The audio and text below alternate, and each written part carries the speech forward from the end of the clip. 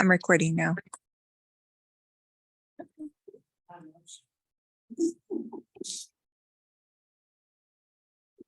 Okay, hey everybody.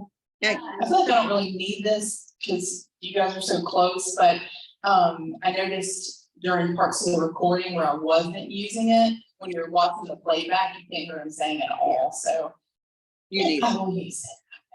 I loved what the first slide said. Nothing tastes as good as healthy feels.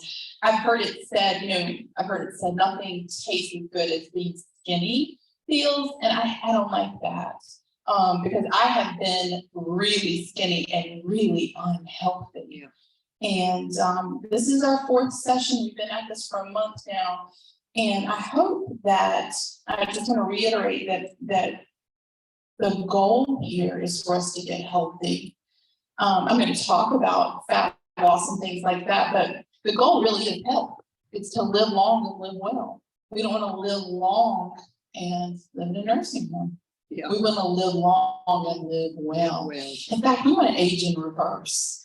So I'm going to talk to you a little bit about that tonight because I repeatedly get the comments of, you look younger now than you did then. And I'm going to talk to you about part of why that's the case. Let's start off with a prayer, right? Dear God, we just thank you for this time together. Thank you for this opportunity.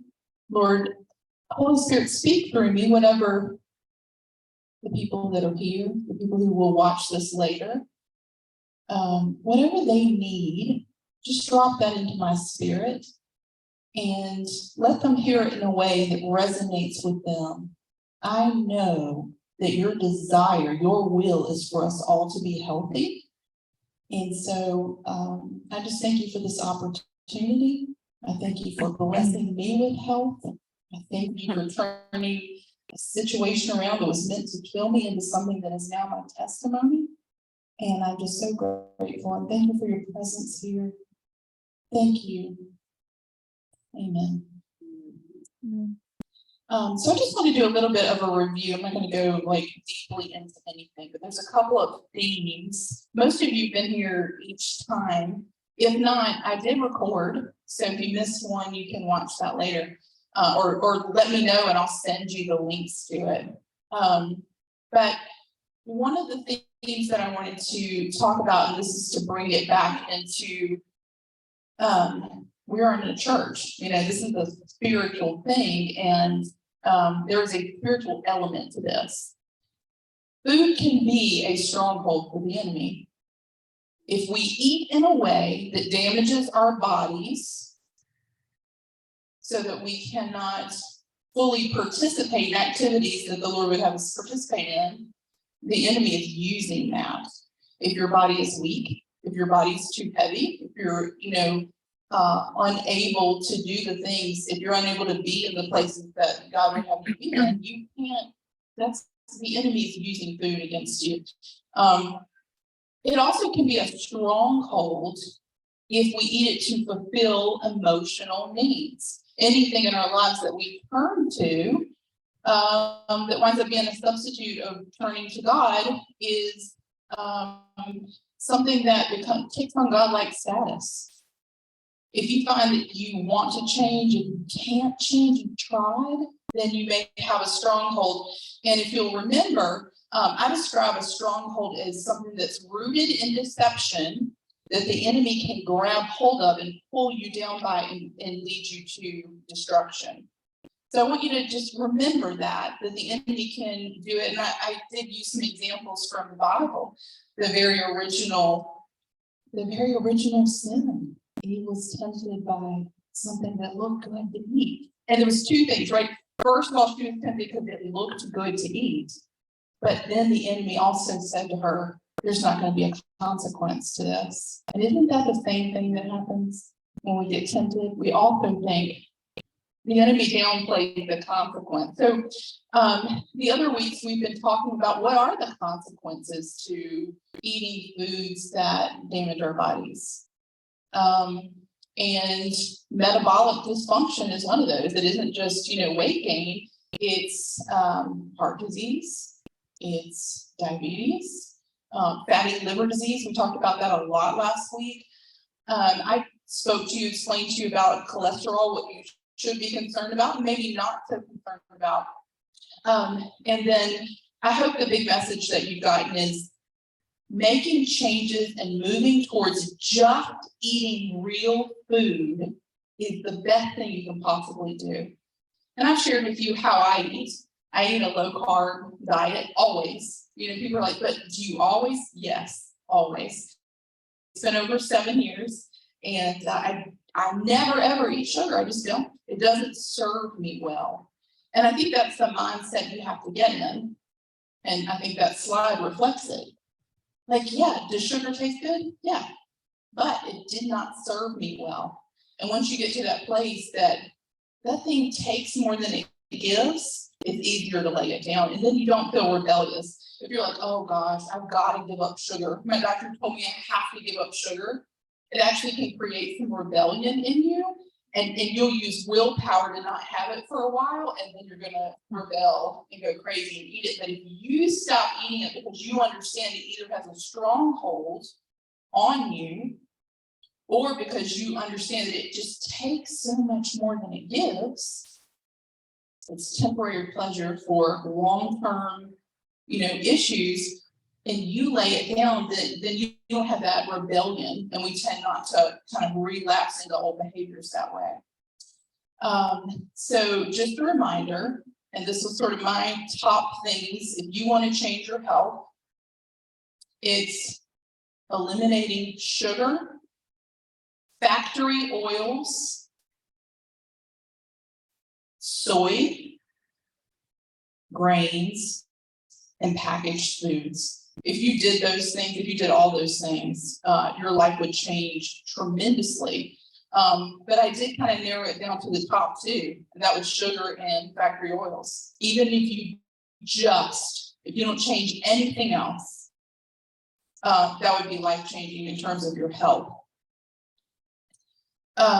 So tonight I'm going to talk about two different things. One of them is a question that I got, and it's another one of those things. I feel like sometimes when I am teaching y'all, you're hearing the opposite of what you've always heard, and so that can be not easy to deliver. But Clara, can you put up that slide that has, it's the glucose versus salt rethink, unlearn, rethink?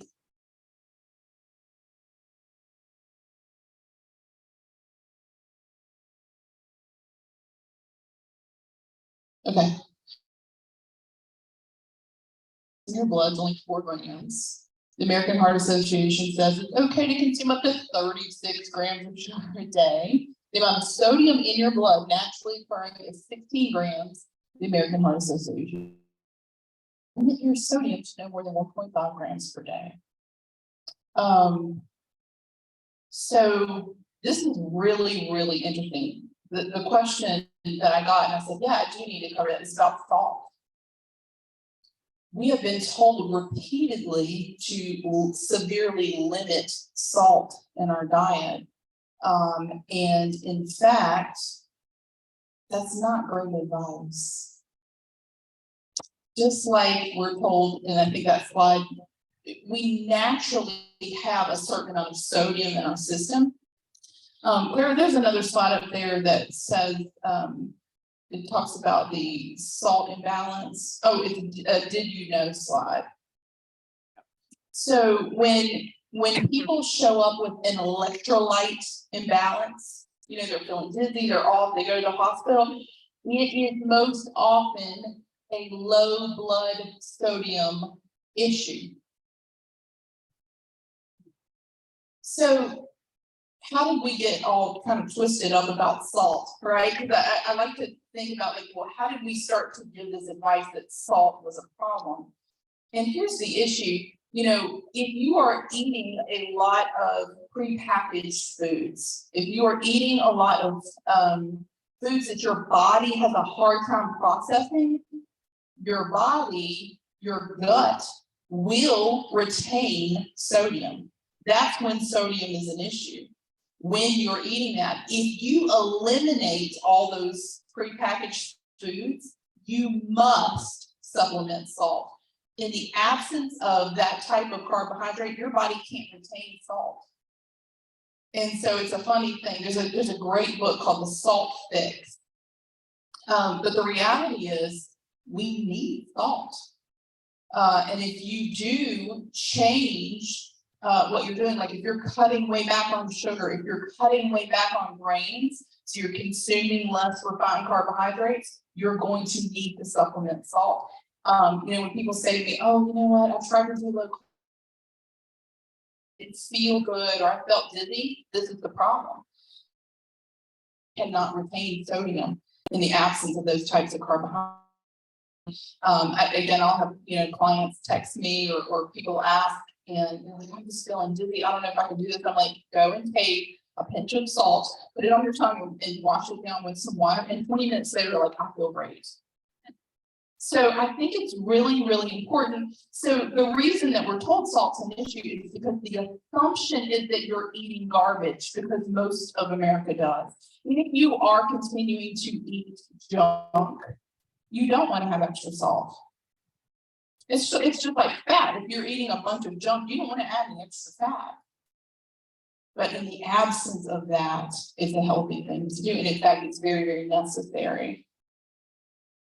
So salt is like a pretty big deal as you change your way of life. Somebody had asked that question about it. Salt is not the issue with hypertension or high blood pressure. It's when our body retains salt and doesn't release it.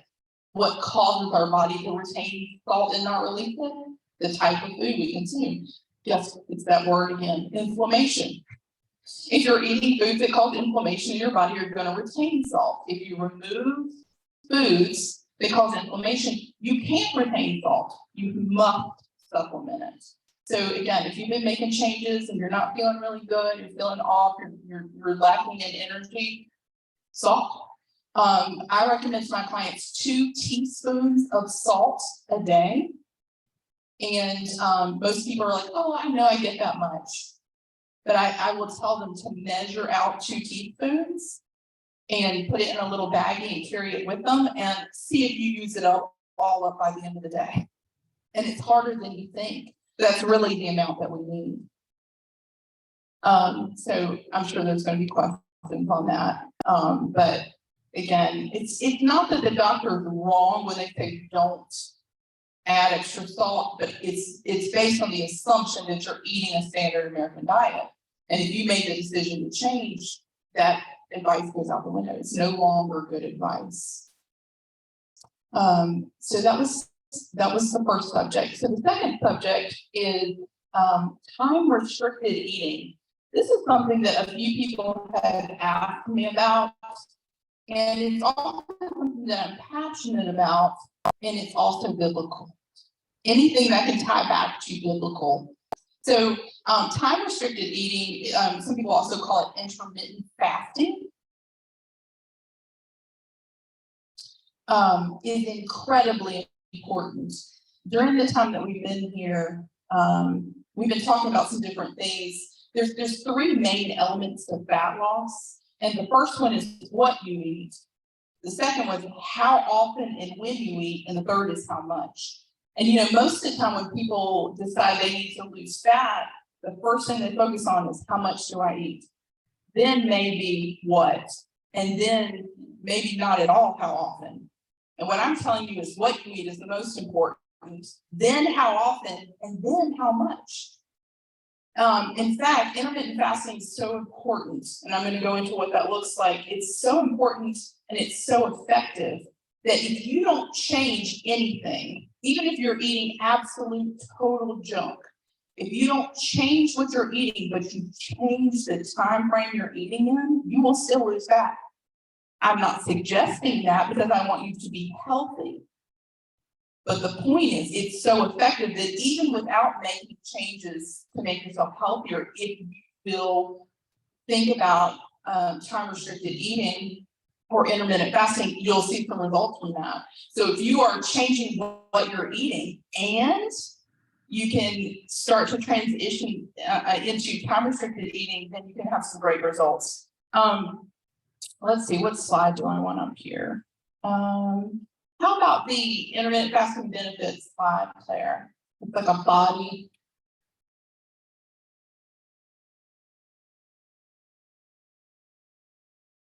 Okay, so one of the things that has come up a lot of, throughout the month that we've been talking is that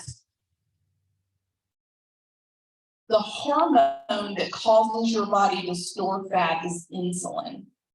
And I was thinking about the message that I've delivered, and I wanted to make sure that this came across. Insulin is not bad. In fact, it's good. If you have type 1 diabetes, your body can't create insulin and you're in trouble. In fact, you can die. We must have insulin because insulin forces fat into our cells. And it does that to give us energy. If you're eating, certain things, you can overproduce insulin. That's what's an issue. But insulin itself is good. We need it. To survive, we have to have it. Every cell has to have it. It's an overproduction and overstimulation of insulin, and that's when we get type 2 diabetes. That's when we get obesity. That's when we get all these other issues. And this is where time restricted eating comes in. So, of course, I'm going to use my board here and draw a picture that isn't beautiful. So when I started to understand about time restricted eating, one of the things that I realized is every time I eat, I'm causing my blood sugar to go up, no matter what it is. Now, we know carbs make blood sugar go way up, and therefore you're going to produce more insulin to handle that. If I eat protein, it's still going to have a little bit of response. Even if I eat just fat, I'm going to have some insulin response. So every time I eat or drink something that has calories or that causes an insulin response, my body's going into fat storage mode. Depending on what I'm eating, within an hour or two, it goes back to rest, and then I'm burning fat again, right?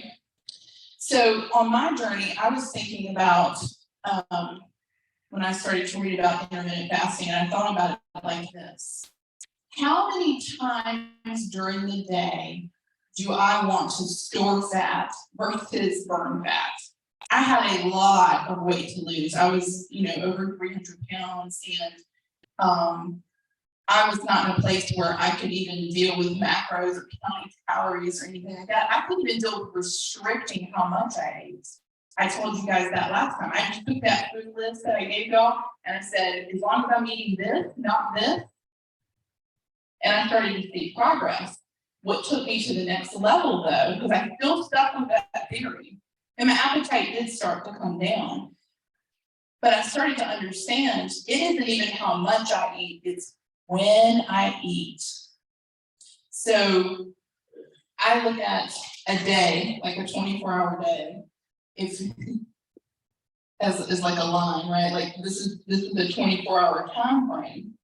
And I would encourage you to look at when you're eating, how often you're eating. And remembering any time that I eat or drink anything other than like water or coffee or something that really doesn't have any calories, I would say less than 15 calories, you're going to get some kind of insulin reaction. So I started to think about, okay, well, when I first get up in the morning, I have something. A couple hours later, I have something. And I was like, okay, and I counted about 7 times a day I was putting my body in fat storage mode. Now remember, I didn't at that point have the ability to limit the amount I was eating because I was struggling with, compulsive overeating and emotional eating issues.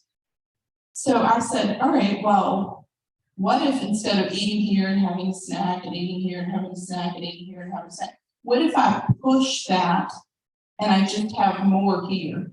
I still have this. I didn't take it away. I'm not eating less at this point. But I was like, what if I just start off the day with something really satisfying? And so instead of, I see people do things like, okay, I had something small here, a piece of bacon, and then I had a cheese stick, and then I had some nuts, and then I had this, and then I had this. They're all fine things to eat. Eat them all here. have your piece of bacon and your cheesesteak and your nuts, cut out those two snacking times, and what happens is you've got one insulin event, it returns back to, you go back into fat burning mode, and then you stay that way for a while. So you see this, right? So again, I eat, here's lunch, snack, dinner, probably another snack there, right? I'm not telling you have to eat less. I think that's great news. That was very exciting for me when I figured this out. Like, I don't have to eat less, that's good. Okay, but if I just take that same thing and I minimize the number of times in the day that I am having an insulin reaction, it's amazing. And each time is satisfying. If you're eating, enough protein, you're gonna stay satisfied for a while. It's when you're eating very high carb that you feel like you need it every few hours. So it compounds the problem. So that's one thing to look at. The other thing to look at is, Claire, put up that plate that shows the fasted versus fed thing. Okay, yeah. So people ask me how to get started on intermittent fasting. And the reason that you want to do that is, again, you think about a 24-hour day. How much of the day do I want to be in fat burning mode? And I suggest that people start out with what I call a 16-8 schedule. And that is from the time you eat the first time to the time that you eat the last time, there's an 8-hour gap there. And what does that mean? It means for 16 hours straight, you're just burning fat. So your schedule might be eating between 12 and 8. I like to see it as a sliding thing. Some people are very locked into, I always eat at 12 and 8, right? Like I start at 12, my first meal's at 12 and I'm done by 8, or my first meal's at 8 and I'm done by 4. I find it helpful to look at it as a sliding thing. If you have decided, I call it an 8-hour eating window, and it doesn't mean you're eating for 8 hours because of this right here, right? You're not eating all 8 hours, but all you're eating is going to be within an 8-hour time frame. You may have 3 meals, 2 or 3 meals, depending on what you need during that time frame. But I think one of the things that happens is something social will come up and people get off track with this thing. They're like, yeah, but I'm having dinner at 8 o'clock with my friends, and then they just get all messed up. I look at every day as a sliding window. If I know I'm going to eat at 8 o'clock at night, my window is not going to be able to later. I'm just not going to start eating till later. I'm going to push that back. So I think that gives you a lot of flexibility. I just see it as like a sliding window. You don't have to pick a time frame. You look at what's going on in your life and say, which 8 hours am I going to eat? Now, what I find is people start off with an 8-hour window, and your appetite, it really changes. You get very used to that. And the next thing I have them do is tighten it up into a 6-hour window. And if you're used to just eating all day and all night, like that sounds hard, but it's something that you kind of move into. And the power of that is, it isn't just that you're in fat burning, because maybe that's not your goal. I mean, maybe you don't need to lose a lot of fat, but the energy that you get, ketone energy, is great for your brain, because, again, the slide for the, it's gone now, but the slide for intermittent fasting, the benefits of letting your body rest. People ask me, like, well, in the Bible, like, how many times a day did they eat? I said, I really think it's 2. Every example I can find from the word says 2. Elijah, when he was fed miraculously by the birds, manna in the morning and meat at night in the desert. Like every time God provided for people.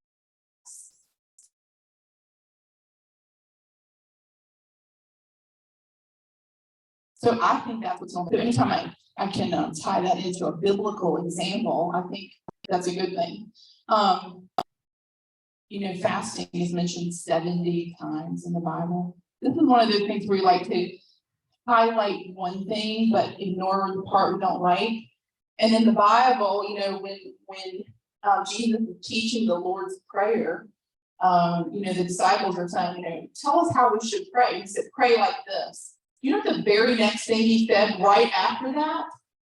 And when you fast, not if. So fasting was right there with prayer. And we do like to just ignore the parts we don't want to do. I mean, we would never think of going weeks and weeks and not praying. But the word said, when you fast, and it's just right there. And he doesn't say to a lesser extent, if you decide to fast. He says when you fast. And again, fasting is mentioned 70 times in the Bible. So I do think it's a biblical thing. And when we line up our lives with the word, it's like not two separate things. Like this is not somebody came up with this idea of intermittent fasting, or we recently discovered this is a good thing. This is just in line up with the word. So the Bible says when you fast, and that means everyone can do some type of fasting. And if that means that you are accustomed to eating, every hour on the hour, and it's habitual, and you always walk in the kitchen and you graze and you pick something up. For you, starting to intermittent fast is a step in the right direction. And I think biblically obedient. I personally do extended fasting. We talked about anti-aging. There's a slide on autophagy up there. Now, if you're not in the health world, this might be something you have never heard of, but it's fascinating. Okay. So autophagy is the process that our body goes through where a cell that is old or damaged eats itself. Autophagy means eat itself. That cell eats itself up and a new cell is created. Our body does that automatically, but it takes a long time. That process of your body eating old cells and creating new cells takes a very long time. Autophagy is going to happen regardless of whether you fast. Fasting speeds that process up. So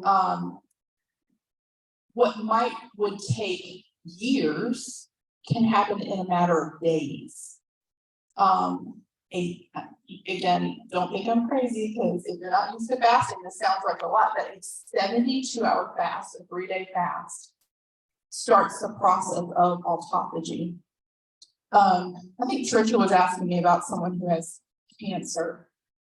If I had a loved one who had cancer, I would beg them, first of all, to cut out all sugar, but second, I would say you need to fast.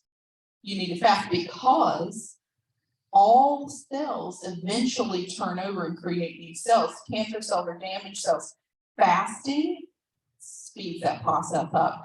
There's so much research on this, and people who work in this field of fasting, they take people who have cancer diagnoses and they immediately put them on a 10-day fast, just right out of the gate, and they see dramatic things happen. I'm not telling you need to go on a 10-day fast. I'm saying it is a powerful way to heal your body. And the reason that our body heals is because those cells are turning over. You know what else happens? You start to look younger. Because it doesn't just turn over the cells that are damaged like your organs, it turns over aging. And again, one of the things that I love, I love when someone's like, oh, you lost weight, you look good or whatever, but I love even more when someone's like, you look younger than you did in 2017. Jenny said that to me earlier. A picture from 2017. And I was like, it's fasting. That's what it is. And so I think that every person should have some type of fasting in their life. That being said, I did make a list of people who should not fast. It doesn't mean intermittent fasting. There are people who should not do extended fasting, and that is children, pregnant women, people who have very low body fat, someone who's struggling with anorexia, and someone who's struggling with bulimia. And the reason that I say that is because people who struggle with bulimia, because that was my issue, they use fasting as the mindset around it is I'm going to eat a lot of food and then I'm going to fast to try to undo what I just did.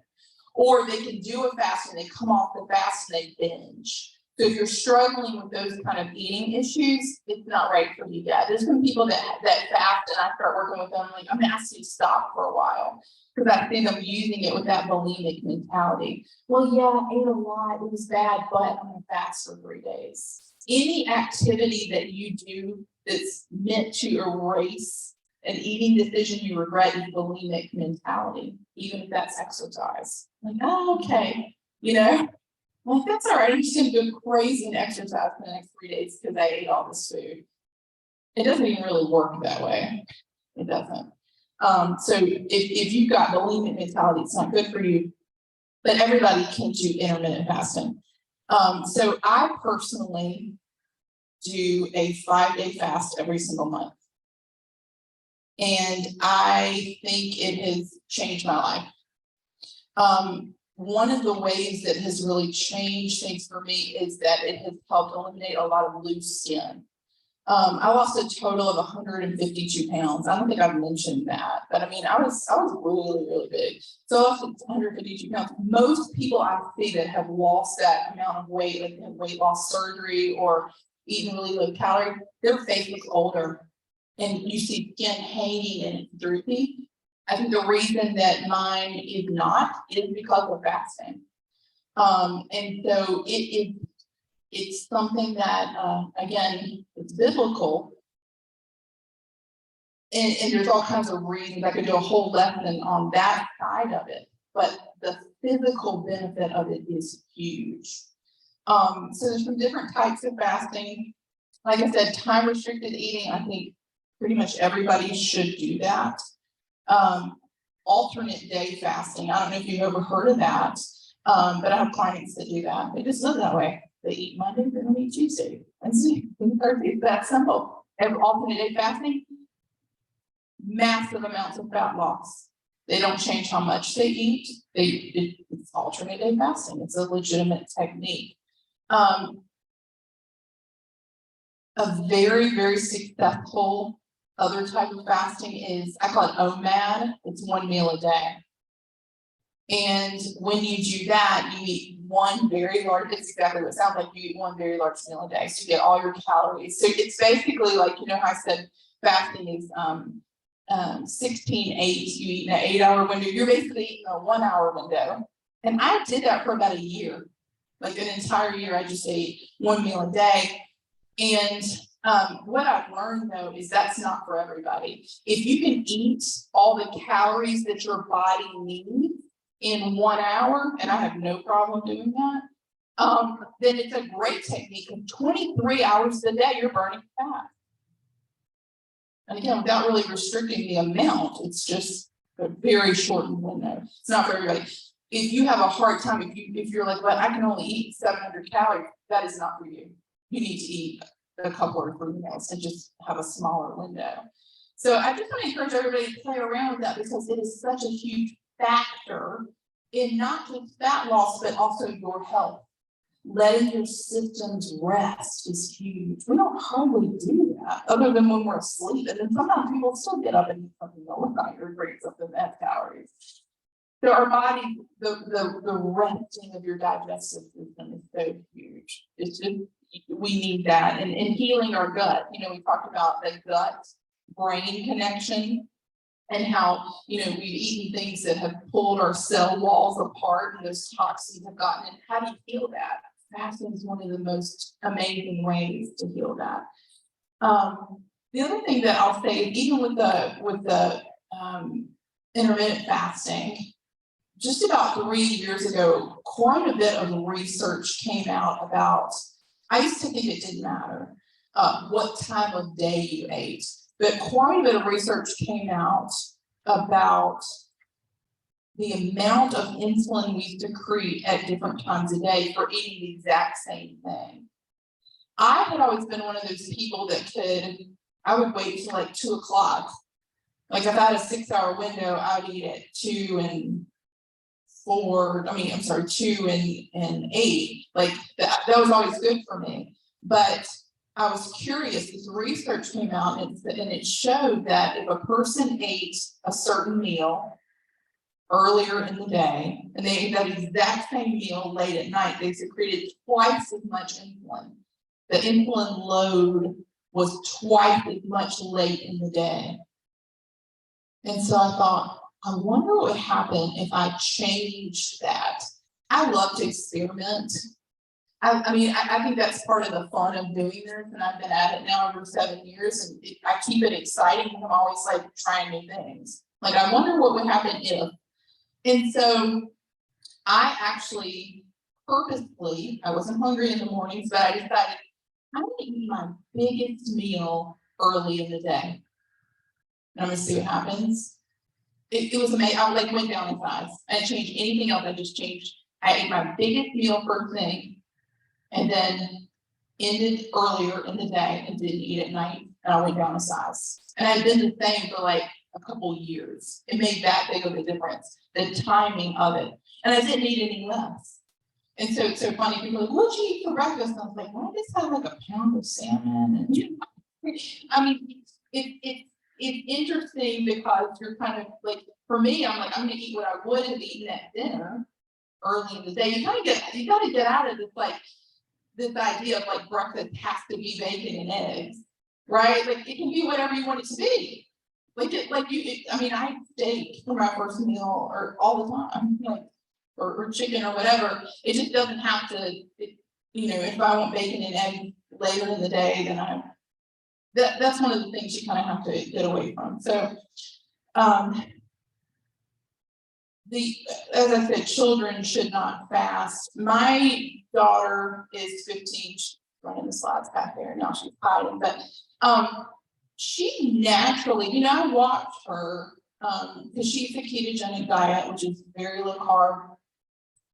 And I watched her natural habits with eating. She eats when she's hungry, she stops when she's full, she eats as often as she wants, and that's normal, right? She doesn't have an eating disorder, doesn't have any issues like that.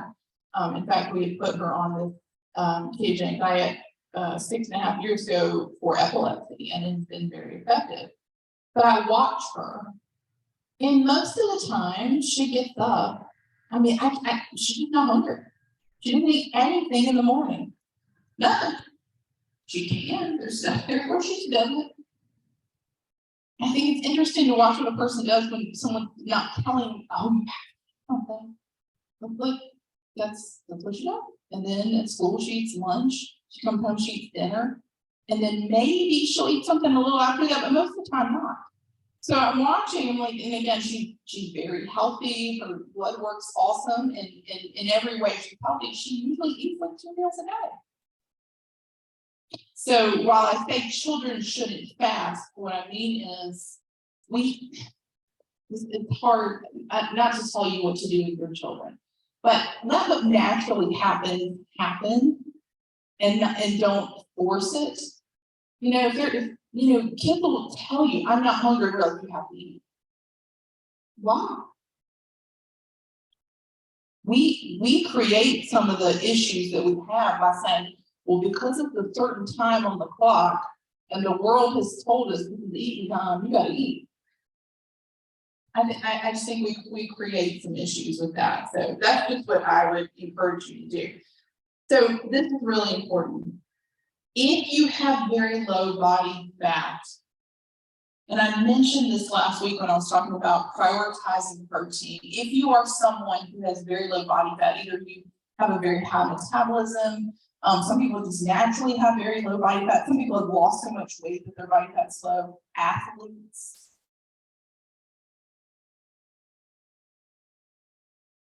Fasting's not great.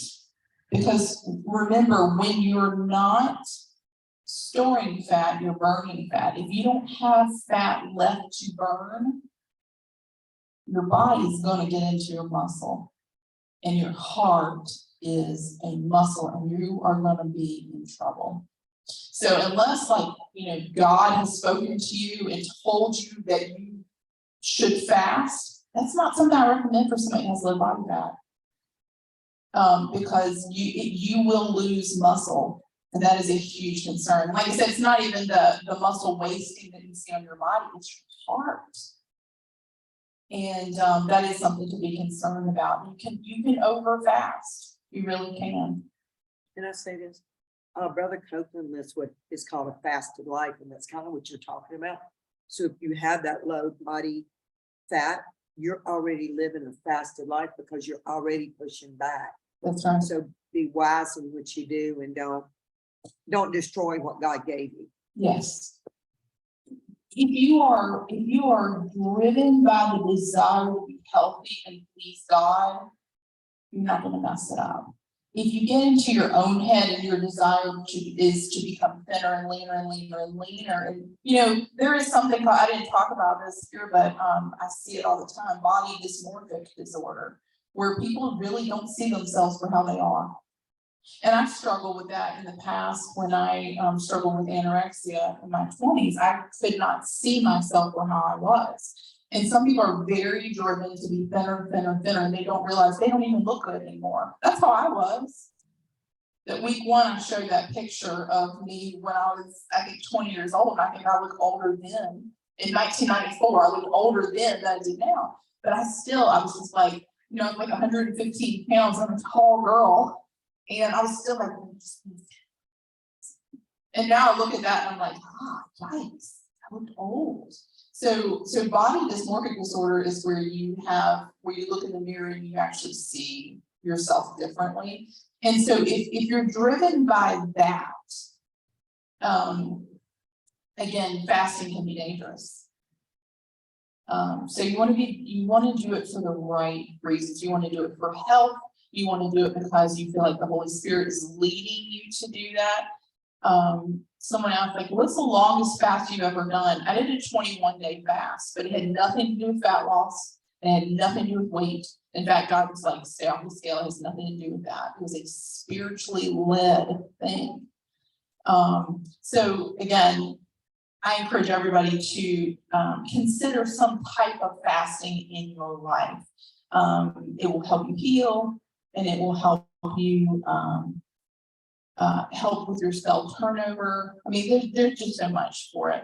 We're doing on time. Oh, we're doing really, really good. Okay, well, I can talk about something else. So again, the three elements in fat loss were what you eat, how often and when, and then finally how much. So as you're looking to move forward, some of you, I know that's part of what you want to happen. You'd like to lose fat. That's what you want to look at. Okay. Claire, is there any slide that I didn't show tonight? I think I'll put them all up there.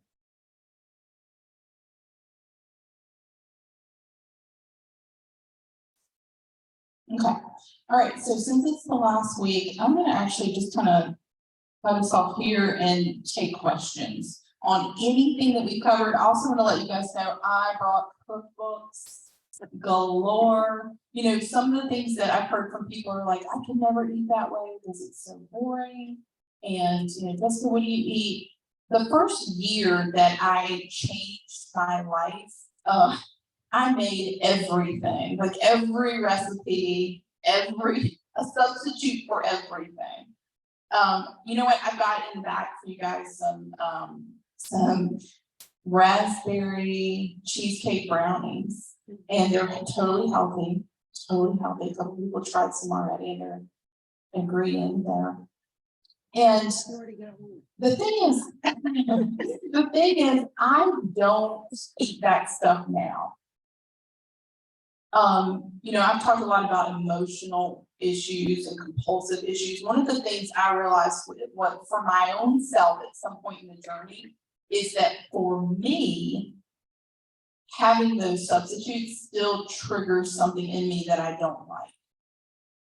When I eat something that tastes sweet, even if it's totally healthy, using a natural type of sugar that, isn't going to cause my blood glucose to go up, it still turns on this craving for more. And that is still there. And so anything that makes me feel compulsive, anything that makes me feel like, oh, one wasn't enough, I still want more. I just decided I'd rather be at peace. But again, for the first several years, it was important for me to have those things. And the reason that I make those things and bring them is for you to realize you can enjoy this. You really can. This is not, there's no need to have, there's no fear of missing out, there's so much good stuff. So anyway, I brought my favorite cookbooks. It's all here. I just had a thought. Pastor Joseph is raising his hand, and I don't know what you're about to ask, but there's a couple of people in this room that have changed their lives. And I wonder if you'll be brave enough to share tonight, since we still have a few minutes. Let me, go for that.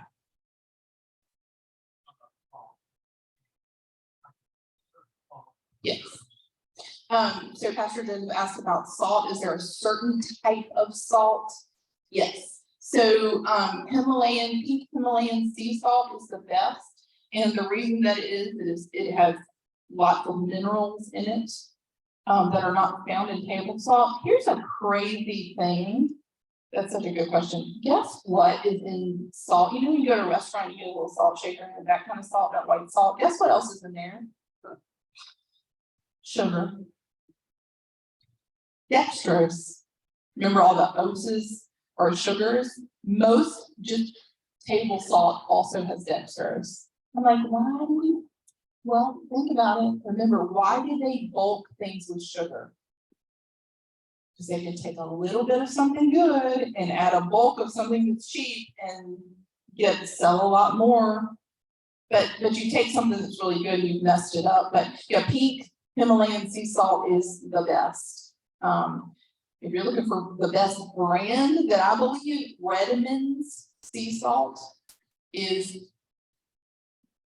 People told me about Redmond's, and I was like, why is it so much better? It's mined in Utah, and in these caves that they discovered, it tastes better. I don't know. It's crazy. So if you have the opportunity to try Redmond's, they actually make these tiny little salt shakers like this. I carry one in my bag all the time, in case I need it, either because I need a pinch, That's another thing too. If you're fasting, you need much more salt because you're not getting any sodium from food.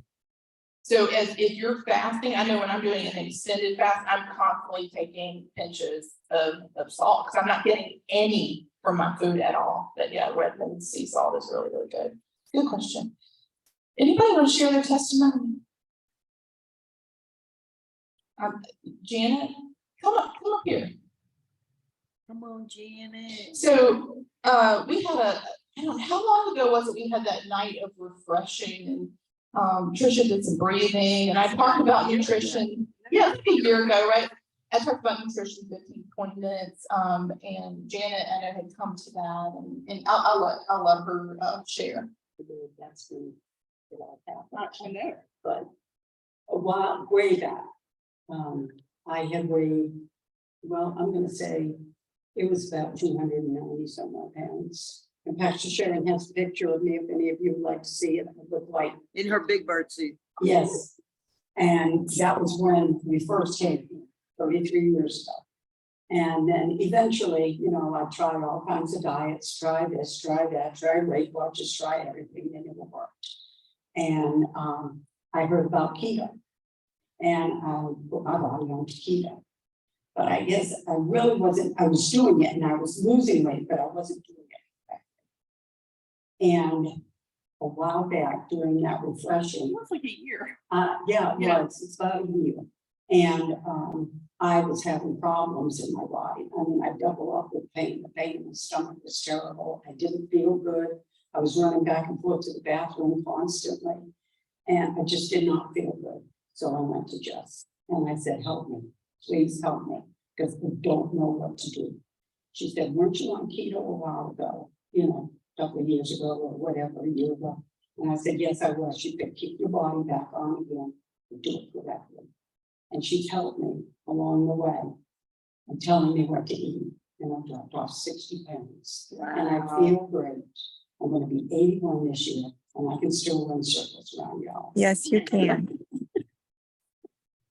Thank you for sharing that. I just happened to think about that because it was just, I remember her coming to me and it was about gut pain. It wasn't about losing fat at that point. But we addressed that with diet and now she lost 60 pounds.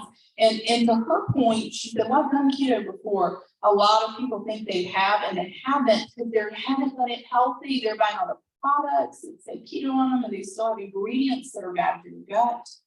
Ingredients matter. Doing it right matters. And in changing, it's not going on a diet. It's just deciding I'm going to live differently. And that's going to look different than probably a lot of other people. It is about making changes that are permanent. Yes. So, we live a crazy lifestyle and sometimes eating is challenging and it's not a lot of prep time. Is there any kind of protein drink or something that you recommend that, is filling so you don't just all of a sudden, and you're eating stuff you shouldn't eat? There's a few out there.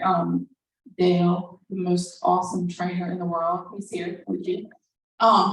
We talked about protein a little bit, like while we're working out and stuff. And I'm not a fan of protein shakes. You can use them in a pinch because it isn't just about Protein bar. It's not the amount of protein in something. It's how much of it your body actually use. And different types of protein are more usable. They're more bioavailable to your body. Most of the shakes have like whey protein, which is not as bioavailable as say eating food. That being said, there's a couple out there that are okay. There's one called Prime Protein. It's not, you have to order it on Amazon, that is acceptable. It's actually made out of, it actually is made from beef. But Prime Protein is good. In addition to the raspberry cheesecake brownies back there, I made you guys some breakfast muffins. And the reason I did that, and it's basically just like eggs, but I made some that were vegetarian, I made some that were meat. I want to show you how easy it is just to have something on hand that is packed with protein for exactly that. So, and I did it for that reason, because I don't think that you need a bar or a shake. I think if you will take a short amount of time, so to make these things, literally, I cracked 12 eggs, whisked them up, put some salt and pepper in it, and then took a 1/4 of a cup measuring cup and just put it in the muffin pans. And then some I put crumbled sausage and bacon and cheese in, and some I put green peppers and onions, and I just did that and I put them in the oven for 15 minutes and I made like 20 some of them. They stay good in your refrigerator for 5 days. So that way, like I'm hungry, I can just grab some of those and I get really good protein. Eggs are the perfect protein. I'm just thinking like on the road, like this weekend, it was really difficult. Yeah, when I'm on the road, if I'm really hungry, I usually take things like beef sticks and cheese and things like that. I mean, even boiled eggs, you can buy them in packages already I buy them, that sounds so lazy, but I buy them like pre-boiled, pre-cooked, even they're right there in the, to have them quickly. Because I have days where I'm very busy. I'll have clients back to back and I'll just have a short period of time and I know this, I'm like, this is what I need to eat. And to have those already pre-cooked, pre-boiled eggs, I just grab some of those. So I still try to keep real food even on the road, just, Another question, we live in an area that allergies are just really bad. What is your thought process? Is that, we know it's pollen and all, but what can counteract that? Well, allergies are, think about allergies, it's an allergic response to your environment. So, some of it you can do something about it. Having a body that is not inflamed is your best defense against that. If you're already inflamed, you're going to be more susceptible to things around you. A lot of people just see those improve. Some people, as they, like, I've known people that come to me and they're like, I have severe dairy allergy. And when they change their diet and they get out all the junk, they can eat dairy again. So sometimes you find like getting clean in your body makes you less susceptible to things you were previously allergic to. So again, I just recommend like anti-inflammatory lifestyle for that. Yes. Going to the doctor, and he takes blood work. Cholesterol, the bad cholesterol, which he calls it, is usually pretty good. Maybe borderline, but it doesn't go out of whack. But what he calls my good cholesterol is always low, it's always get that up, get that up. I don't know the difference between the bad and the good. Yeah. And I don't know how to get the good cholesterol up to your sugar. Well, he may not either. I'm just saying, like, because what they call bad cholesterol very well might not be bad. Because what matters is what's happening in your body. Is my body collecting cholesterol on the inside of my arteries in response to inflammation or not? So the other thing is they will sometimes call all LDL cholesterol bad. There's two different types. There's big fluffy particles, which are incapable of clogging arteries. They just float right through. And then there's the small, dense particles, which are capable of collecting, but if you are eating an anti-inflammatory diet, they don't. But I think your real question is how to get HDL up, because you do want to do that. And I don't know if you like salmon, but add more salmon to your diet. You need omega-3 fatty acids. And just increasing the amount of salmon that you eat will help get that number up. And if you absolutely hate fish, you can do fish oil, but I always recommend getting it from food if you can. Yes. You for a total lady, but feel that on a lot of points. You know how I love when people say stuff like, I've heard keto is bad for your heart. I'm like, when did just eating real food becomes bad for your heart? So I eat meat, vegetables. All my fat sources are from nature. How's that bad? I eat green leafy vegetables. It doesn't make sense, right? There is literally an effort from the pharmaceutical companies and from the government to squash anything, any information that's going to get you well and healed and whole. But I always just say, let me describe what I eat. I don't even talk to my doctor about keto.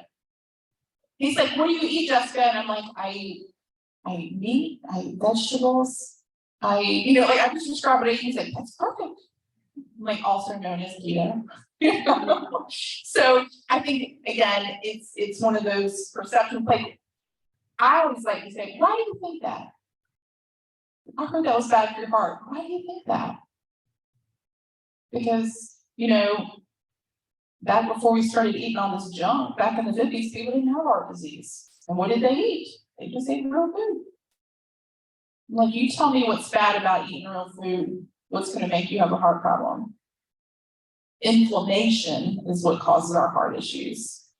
And if you're eating foods that don't cause inflammation in your body, you don't have the heart issues. I was sharing with somebody, I can't remember who asked me this, but I have recommended everybody get that CAC, the coronary artery calcium score.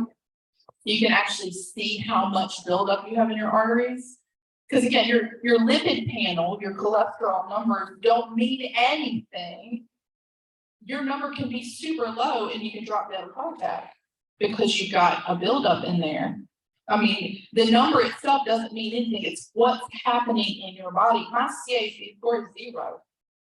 And I've eaten a ketogenic diet for over 7 years. Well, there's no buildup in my arteries, none. And you said you can reverse that. Yes, you can reverse that.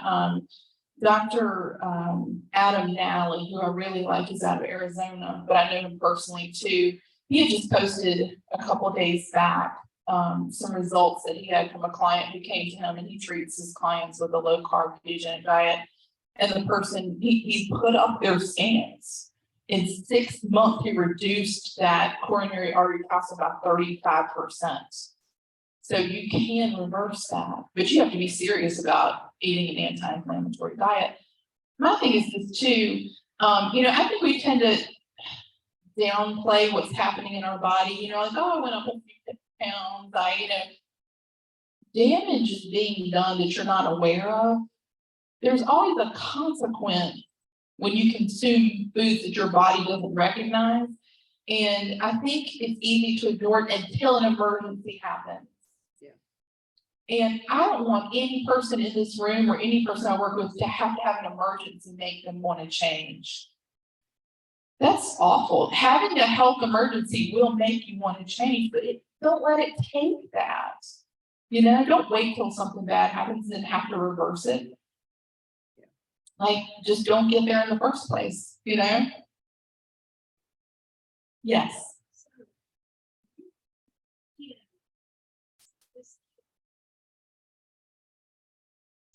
Okay, so that's a good question. Keto and Atkins. I did Atkins back in the 90s, late 90s, for 2 years. And I remember I lost 80 pounds on it. It worked. The biggest difference is ingredients. When I did Atkins, I used to eat like the whole wheat wraps, and I also took cheat days, and I don't do that. But it was not ingredients focused, and it wasn't about inflammation. It does work. Severely restricting your carbohydrates, which is what Atkins is, it does work. You can lose weight just doing that, but a healthy ketogenic diet is about health, and it's about real food. So if you walk now, and it's not that I almost think that Dr. Atkins would roll in his grave if he saw the products that have his name on them. Because if the company was sold to someone else, if you look at the ingredients in those products that are labeled Atkins, they are horrible. Honest to goodness, I'd probably eat like real sugar before I'd eat some of those things, because at least my body would be like, okay, that's sugar. The ingredients in that, they're so bad. And I always look, I'm like, oh my gosh, I hate that people think they're getting healthy. And can you lose weight? Yes. Can you get healthy? I'm gonna say no. So that's the difference, really. Yes. Okay, who would be fast when you start off fast? Yes, fasting. Just, in the beginning. of Wanting to do that. What do you suggest, like, represent business, as a start?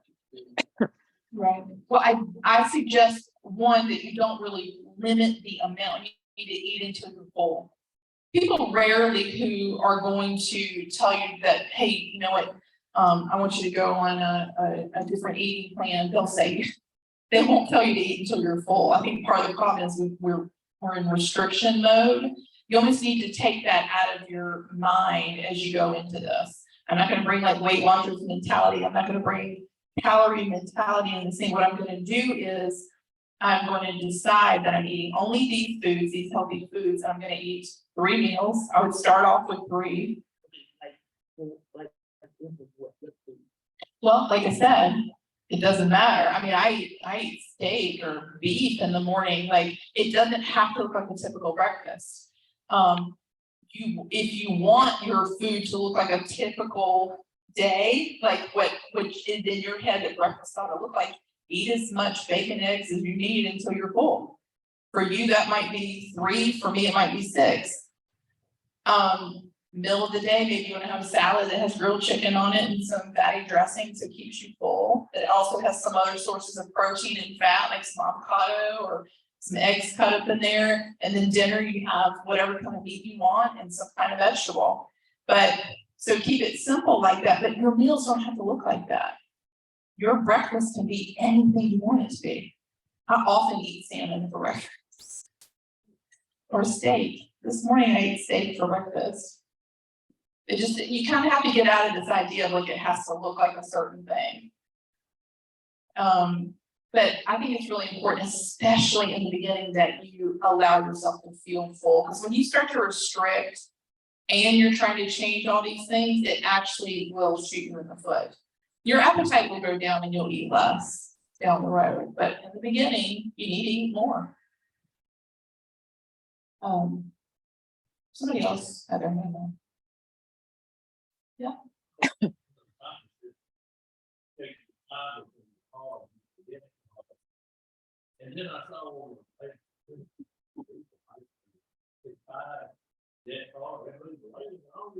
It has like 28 carbs, right? So you're asking about net carbs. You know, the person who came up with the system of net carbs wrote this long article apologizing because it was so misused. It became sort of a marketing scam. The reality is all carbohydrates have an impact on our blood sugar. That's the truth. Some more than others. But when you see a product that's like whatever net carbs, and you look and you flip it over, you're like, Scott, I mean, for example, like keto ice cream, Rebel ice cream, which I don't eat because to me, like a pint of it is like a serving, and really it's supposed to be a fourth of it. I could never do that, so I just don't eat it. But if you eat the whole thing, it's like 40 carbs. But net carbs, it's only 15. You are fooling yourself. Your body responds to those carbohydrates. It just does. It was used by marketing companies in a way it was never intended. And the person who actually came up with that formula is like, I am so sorry. There's an article by him. It's like, this got horribly misused.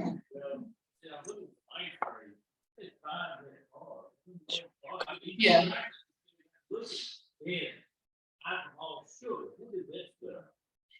Well, it depends on, there's different types of sugar alcohol. There's natural sugar alcohols, and then there are some unnatural sugar alcohols. The unnatural sugar alcohols like maltitol, if you see that ingredient, run, because you're gonna have digestive problems big time. Show 'em It's an issue. Show them your cookbook for ice cream. Yeah, so there, Tricia just said, show you my cookbook for ice cream. You literally can make keto ice cream. I have made most of the ones in here, and they're really good. I mean, there's nothing you can't make, but the ones in the grocery store, I'm not saying like, I mean, I buy it for Clara. But if you're trying to lose fat and get healthy, count total carbs, not net. That's the first thing I do. People are like, I'm doing keto and I'm eating 20 carbs and I'm not losing weight. I'm like 20 net carbs. I'm like, yeah, I'm gonna change it to total. They instantly lose.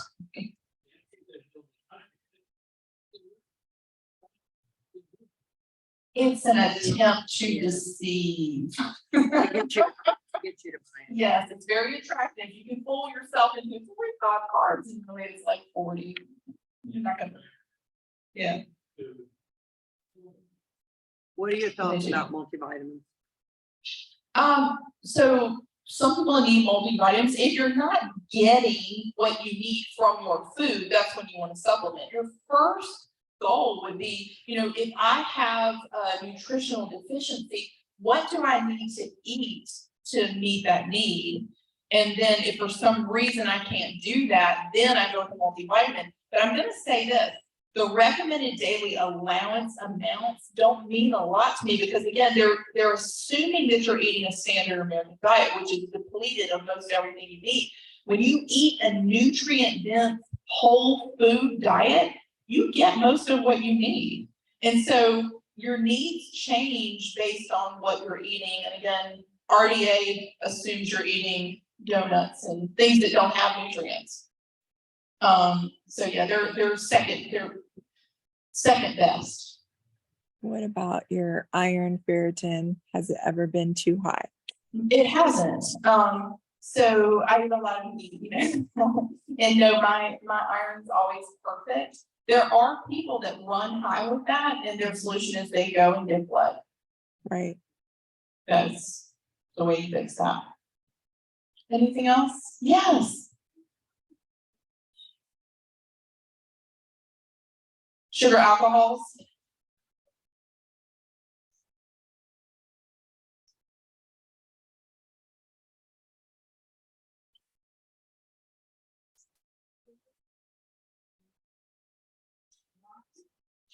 So.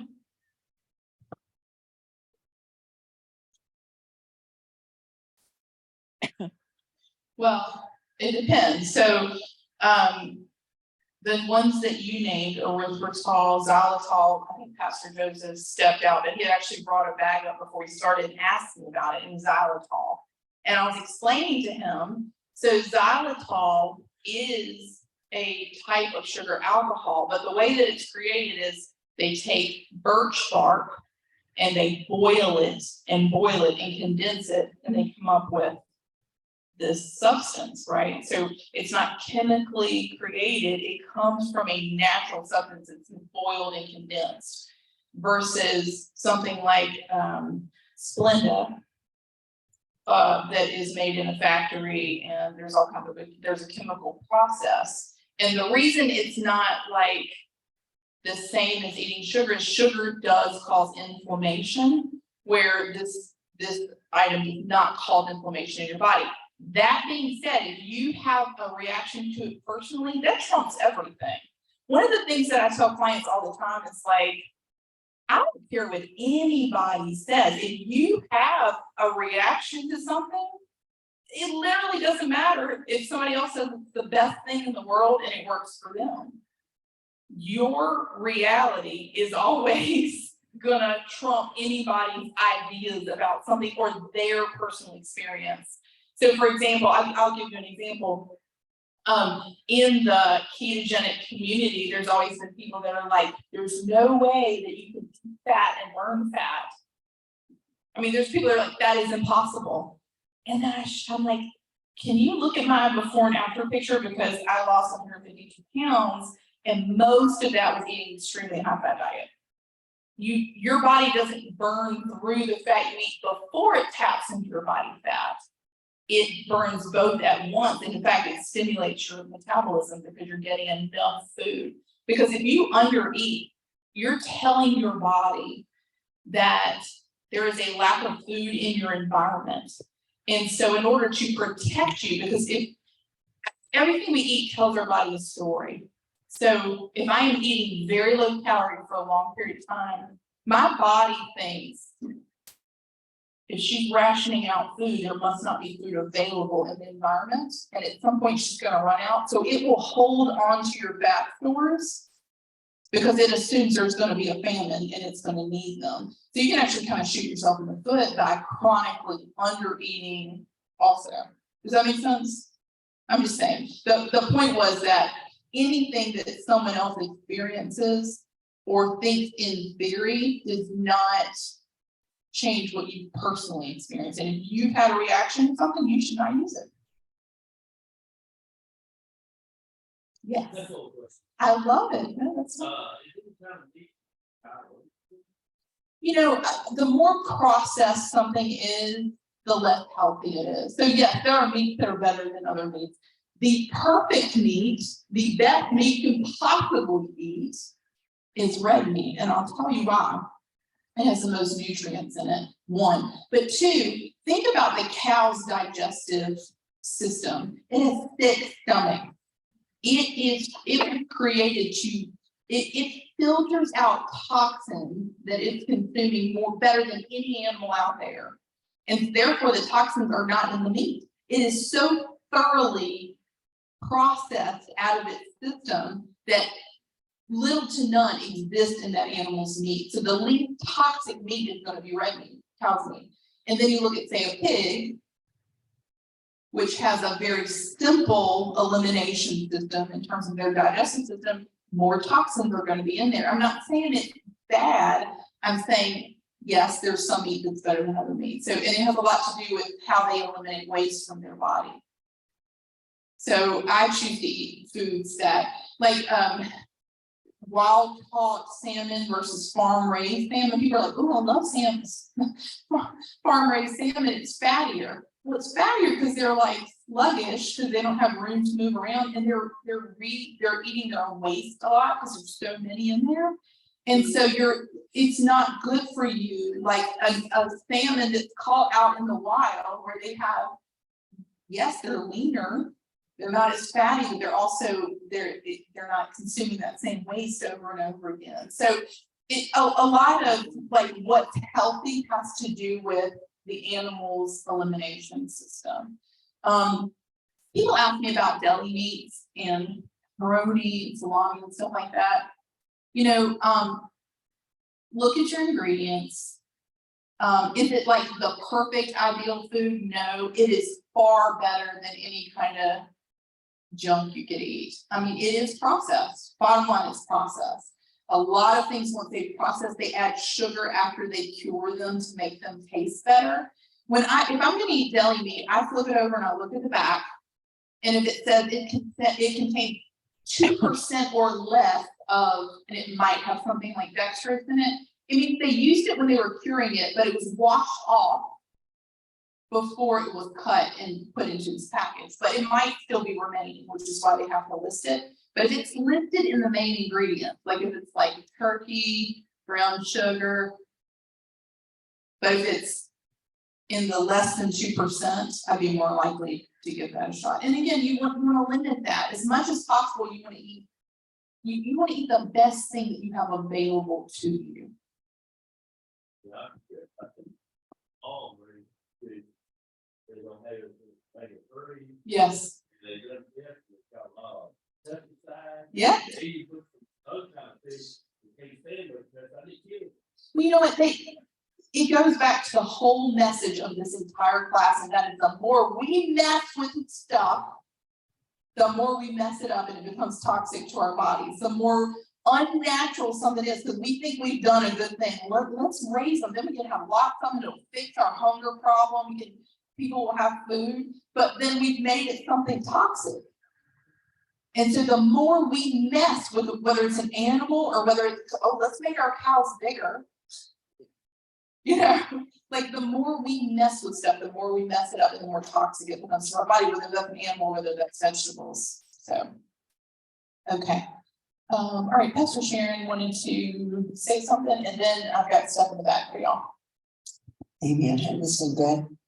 Yes. Let me just say that at the RN, we only took one semester of nutrition, and the whole time it just dealt with diseases. What happens when you lack calcium, what happens when you lack vitamin D, and how to treat that. So it was never about anything about food through healing. I just talked to a doctor friend, not Dr. Nada, another doctor friend I have just a few days ago, and she said in all the years that she was in school, they had 2 weeks of nutrition, 2 weeks, and that was it. And so that just proves doctors really, their whole thought process is slap a medicine on you to make you better. When we were in Africa, we ate real food, real chickens without all the antibiotics, real, kale, and we would eat breakfast and we would not even be hungry till lunchtime. And so there was something about real food that did make you full. That ain't why I came up here. I came up here for something else. Which is our 4th week or 5th week? This is our 4th week. This is our 4th week, and this is our last week. And I just want to thank Jessica for 4 weeks of an hour and a half each week, and that's what 1, 2, 3, 4, 5, 6 free hours. And she did not ask me to say all this, but 6 free hours of coaching. And I saw something the other day as I was passing by, that she was doing a 1-hour class for anyone who wanted to join for $129. And I thought, no, she didn't tag me in it. I just happened to see it. And I thought, wow, God, you blessed us with 4 weeks, 6 hours of free teaching and food. And the ability to ask questions. So I'm just going to ask you tonight. You don't have to, but if you would like to join me, I'm just going to give her a love gift. And Paulette, you went last week and bought some of the snacks. They were expensive, but she freely gave them to us last week and even this week. And, but if you're not eating as much junk, then the expensive snacks don't matter because you're not eating as much other stuff. So if you want to cash out, what would that be? What's your cash out? Jessica Reynolds. $sign Jessica Reynolds. JESSY. Capital R Reynolds. Yeah. JESSYTHREYNOLDS. I have no expectation of that. I know you do not, and she did not ask me for this, and she's probably gonna shoot me afterwards, but I don't care. Because a laborer is worthy of his hire, and she spent years learning this. I remember when Clara started having seizures, because we've been friends on Facebook a long time. I remember when she was overweight. I remember seeing the drastic change. And we weren't friends, like I couldn't call her and talk to her. But I watched how Clara went on that diet, and she would say about her seizures decreasing in the journey. So I've watched it. It's not just hey, I don't really know this girl. She has literally done this, and I'm proud of her. And I'm glad. I haven't been doing it long like Janet, but the few weeks that I have been doing it, I've seen changes. And I do a little cheat code sometimes. I keep but you know what? I get right back on it. Like after the healing service, I was starving and I ate badly, and I went back to the hotel room and I said, oh no, I should not have done that. I've got to find a way that right after that, and I've been, cutting back, pushing back, fasting, and it was like hunger was yelling, and I have to find a better way to deal with that. So if you find yourself in cheat code, don't worry, we've all been there. Jump back on the bandwagon, and it'll be okay. Amen. And we're going to be healthier, and that's what it's all about. So my gift to you, it's not what it's worth. It's worth more than that to me, but that's just a simple thank you. And you're welcome to do that tonight too. So we're going to go and have some keto snacking. Yeah. So I've got some breakfast muffins back there. And again, the reason I did it, I mean, it's not muffins or muffins, it's egg, but it's all the different things. I did it because I wanted you to see, like, in the morning or even any time, you can have this in the refrigerator and have something easy to grab. And then the other thing is the delicious, wonderful treats there. Anyway, thank you all. Again, I really appreciate this. This is not necessary. I did it out of a heart to help. And we appreciate get it. well and healthy. And I will say this too, I'm always, like, don't hesitate to ask me. I love to hear from you. And if there's something I don't know, I'll be like, you know what, I'm not sure, but I'll find out. That's how I am. Some of the things that I know are because people ask me things that I didn't know. And so it calls me to dig into it and research it.